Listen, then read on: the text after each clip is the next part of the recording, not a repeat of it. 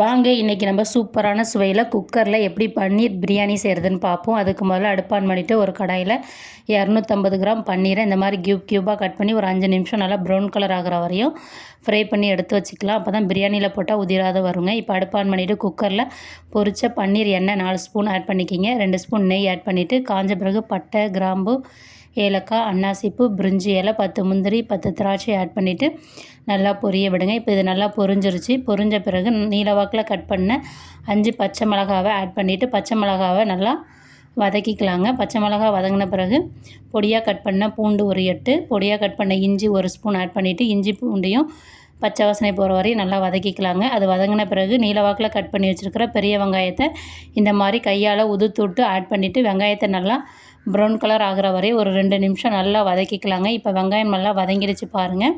அதன் பிறகு நம்ம கட் பண்ணி வச்சுருக்க தக்காளி ஆட் பண்ணிக்கலாங்க. தக்காளி வதங்குறதுக்காக பிரியாணிக்கு தேவையான அளவு உப்பை நான் இந்த ஸ்டேஜ்லேயே ஆட் பண்ணிக்கிறேங்க.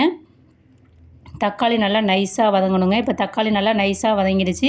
இப்போ நம்ம பிரியாணிக்கு தேவையான மசாலா பொருட்கள் ஆட் பண்ணிக்கலாங்க. மஞ்சள் தூள், கொத்தமல்லி தூள், மிளகாய் தூள், பிரியாணி மசாலா ஆட் பண்ணிவிட்டு அது கூட கரம் மசாலா 1/2 டீஸ்பூன் ஆட் பண்ணிக்கிங்க. அப்போ தான் நல்லா வாசனையாக இருக்கும். இப்போ இதை நல்லா மசாலாவில் இருக்கிற பச்சை வாசனை போகிற வரையும் குக் பண்ணிக்கலாம் ஒரு 2 நிமிஷம்.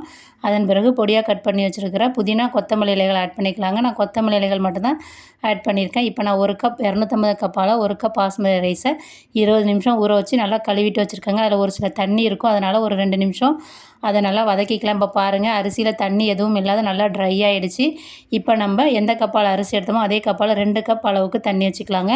நான் ஏன் 2 கப் வைக்கிறேன்னா, குக்கரை கொஞ்சம் நேரம் நம்ம க்ளோஸ் பண்ணாமல் வேக வைக்க போகிறோம். அதுக்கப்புறம் தான் க்ளோஸ் பண்ணி வேக வைக்க போகிறோங்க. இப்போ லெமனும் நெய்யும் புழிஞ்சு விட்டுட்டு குக்கரை இந்த மாதிரி மூடிட்டு ஒரு 10 நிமிஷம் சிம்மில் வச்சு வேக வைங்க.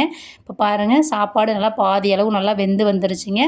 இந்த ஸ்டேஜில் நம்ம எண்ணெயில் பொரித்து வச்சுருக்கிற பன்னீர் பீசஸை ஆட் பண்ணிக்கலாங்க. ஆட் பண்ணிங்கன்னா அதில் இருக்கிற மசாலா எல்லாம் இறங்கி சூப்பராக உங்களுக்கு குக் ஆகி வரும். மேலே கொஞ்சம் புதினா இலைகள் ஆட் பண்ணிக்கிங்க. நெய் கொஞ்சம் ஆட் பண்ணிவிட்டு குக்கரை க்ளோஸ் பண்ணிவிட்டு ஒரு விசில் விட்டுக்குங்க. விசில் நல்லா ரிலீஸ் ஆகிட்டு அதுக்கப்புறம் ஓப்பன் பண்ணி பாருங்கள். நமக்கு சூப்பராக சுவையாக பாருங்கள், பன்னீர் பீஸ்கள் உடையாமல் சூப்பராக பிரியாணி ரெடியாக இருக்குது. பிரியாணியை மிக்ஸ் பண்ணுறப்போ ஓரமாக மிக்ஸ் பண்ணுங்கள். இப்போ நமக்கு சூப்பரான சுவையான லஞ்ச் பாக்ஸ் பிரியாணி, பன்னீர் பிரியாணி தயார்.